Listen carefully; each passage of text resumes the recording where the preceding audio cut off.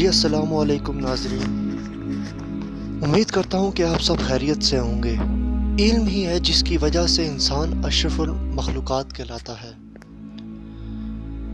آج تک انسان نے جس قدر ترقی کی ہے وہ علم ہی کی بدولت ہے۔ علم سے محبت اور لگاؤ انسانیت کا تقاضا رہا ہے۔ بقول علامہ اقبال کہ زندگی ہو میری پروانے کی صورت یا رب، علم کی شمع سے ہو مجھ کو محبت یا رب۔ قرآن مجید میں علم کی اہمیت اور فضیلت پہ بہت زور دیا گیا ہے۔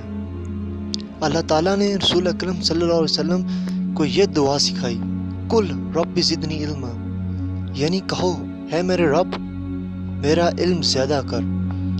پھر ارشاد ہوتا ہے ان لوگوں سے کہیے کہ کیا جاننے والے اور نہ جاننے والے برابر ہو سکتے ہیں؟ رسول اکرم صلی اللہ علیہ وسلم پر جو سب سے پہلی وحی نازل ہوئی، اس کا آغاز اقرا یعنی پڑھ سے ہوتا ہے۔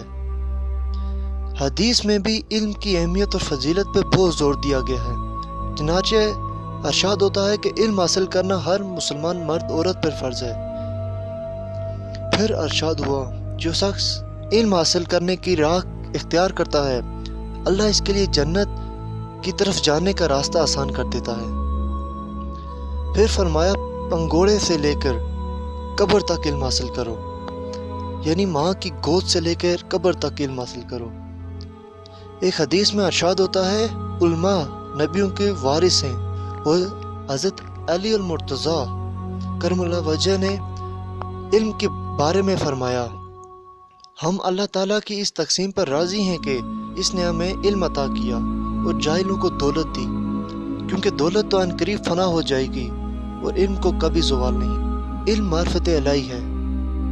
علم ہی کی بدولت انسان اللہ تعالیٰ کی معرفت یعنی پہچان حاصل کرتا ہے۔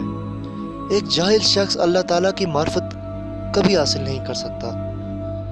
شیخ سعدی رحمۃ اللہ علیہ فرماتے ہیں کہ بے علم ناتواں خدا را شناخت، فارسی کا ہے اور اس کا معنی ہے کہ جاہل شخص خدا کو بھی نہیں پہچان سکتا۔ تو سب سے پہلے ہمیں تعلیم کے غرض و مقاصد کا تعین کرنا ہوگا۔ ظاہر ہے کہ کسی قوم کا نظام تعلیم اس کے محض عقائد و نظریات اور اقدار و روایات کا آئینہ دار ہوتا ہے۔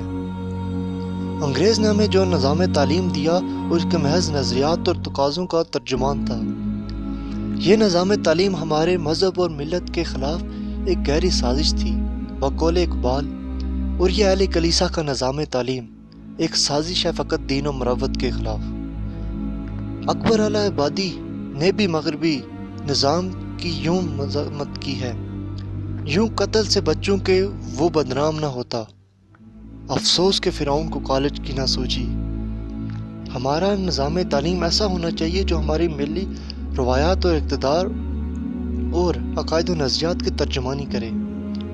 ہمارا نظام تعلیم ایسا ہونا چاہیے جو ہمارے نوجوانوں کو مثالی مسلمان، بہتر انسان اور محب وطن پاکستانی بنائے۔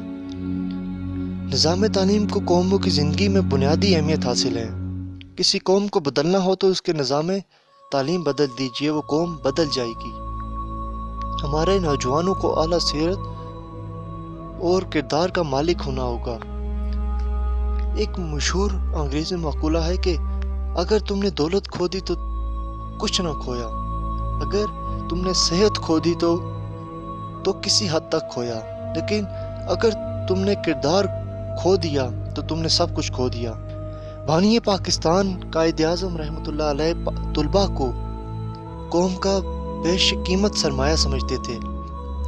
طلباء نے اپنے قائد کی پکار پر لبیک کہتے ہوئے تحریک پاکستان میں ہر اول دستے کا کام کیا اور حصول آزادی کے لیے ملک کے طول و عرض میں تھک محنت کی، اور وہ علم ہی تھا جس نے علامہ اقبال کو ایک نئے ملک کی نوید سنائی اور ایک خواب دکھایا۔ علم ایک ایسی قوت ہے جس کی بدولت انسان شہرت اور بقائے دوام کے اعزاز حاصل کر لیتا ہے اور اس کا نام رہتی دنیا تک زندہ رہتا ہے۔ ارسطو، بقراط، افلاطون، ابو علی سینا، امام رازی، امام غزالی، علامہ اقبال، شیخ سعدی، ان جیسی کئی ہستیاں جن کے نام لیتے لیتے شاید زندگیاں گزر جائیں، آج بھی ان کا علم آسمان پر ستاروں کی طرح چمک رہا ہے۔ علم مسلمانوں کا شیوا اور امتیازی رہا ہے، اور جب تک مسلمان علم کے ہتھیار سے مسلح رہے وہ دنیا پر چھائے رہے، لیکن علم سے محروم ہو کر وہ زوال اور پستی کا شکار ہوئے۔ جب سے مسلمانوں نے علم کو چھوڑا تو انہوں نے اپنی روایات کو بھول گئے، اپنے فرقوں میں بٹ گئے وہ۔ تو ہمیں اس لیے علم حاصل کرنا ہوگا۔ علم ہی کامیابی کی کنجی ہے، اور علم کی وجہ سے ہی آج انسان چاند پر قدم رکھ چکا ہے اور دوسرے سیاروں کی تصویر کے منصوبے بنا رہا ہے۔ بقول اقبال، عروج آدم خاکی سے انجم سہمے جاتے ہیں، یہ ٹوٹا ہوا تارا میں کامل نہ بن جائے۔ پھر میں دعا ہے کہ اللہ پاک ہم سب کو اور ملک پاکستان کو محفوظ رکھے۔